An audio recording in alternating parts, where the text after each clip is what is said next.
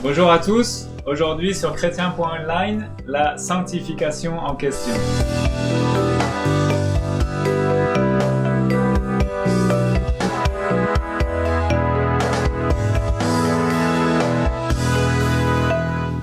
Alors troisième étape, après la repentance et la nouvelle naissance, voyons maintenant un troisième fondement du développement personnel du disciple, la sanctification.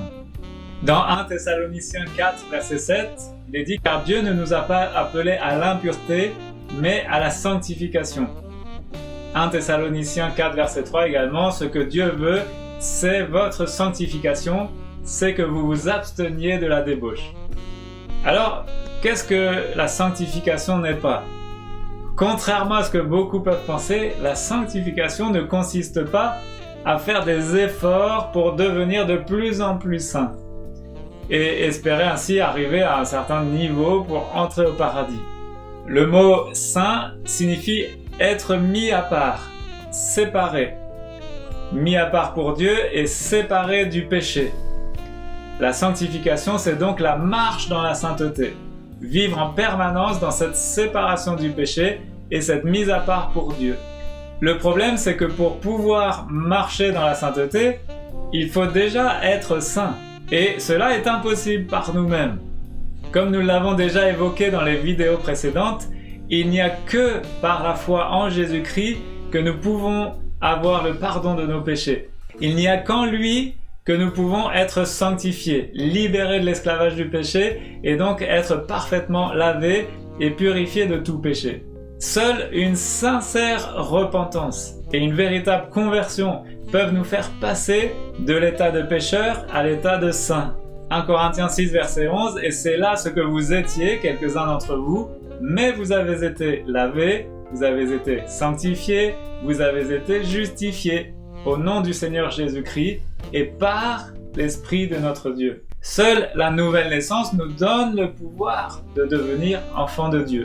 Jean chapitre 1, versets 12 et 13, « Mais à tous ceux qui l'ont reçu, à ceux qui croient en son nom, elle, la lumière, Jésus, a donné le pouvoir de devenir enfants de Dieu, lesquels sont nés non du sang, ni de la volonté de la chair, ni de la volonté de l'homme, mais de Dieu. » Seul le Saint-Esprit peut opérer cette sanctification.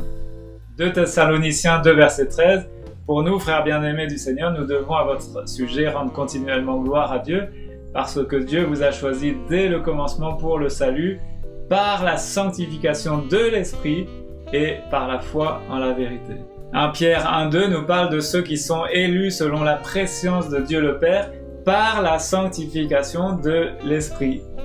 Alors pour résumer, je vous invite à regarder ce dessin que m'a fait un frère, un super dessinateur, il s'appelle Judicaël, je le salue au passage. Première étape, une vraie repentance et une vraie conversion qui engendre le pardon des péchés. Nous sommes alors entièrement pardonnés et parfaitement lavés et purifiés de toute iniquité. Deuxième étape, Dieu opère alors un miracle, la nouvelle naissance.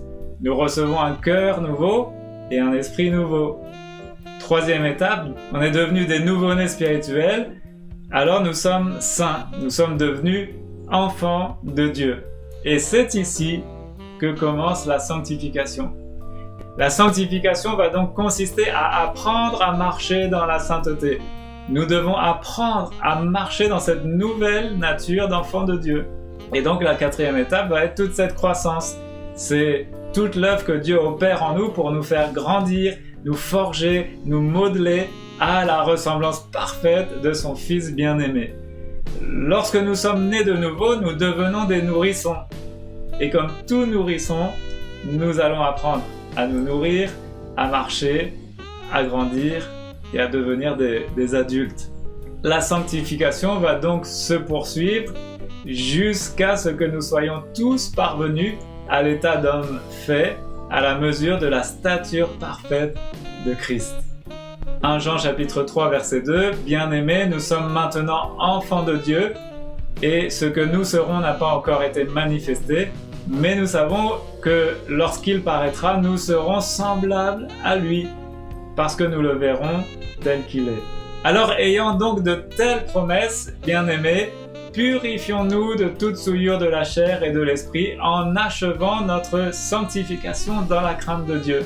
Là encore, nous ne pouvons pas achever notre sanctification si elle n'est pas commencée. Hébreux 12, verset 14, recherchez la paix avec tous et la sanctification sans laquelle personne ne verra le Seigneur. Il nous faut donc absolument rechercher la sanctification. Merci d'avoir regardé cette vidéo jusqu'au bout. Si vous avez aimé, partagez, laissez des likes, laissez-moi vos commentaires juste en dessous et soyez des disciples qui marchez dans la sainteté et n'oubliez pas, faites tout pour la gloire de Dieu. Ciao et à bientôt.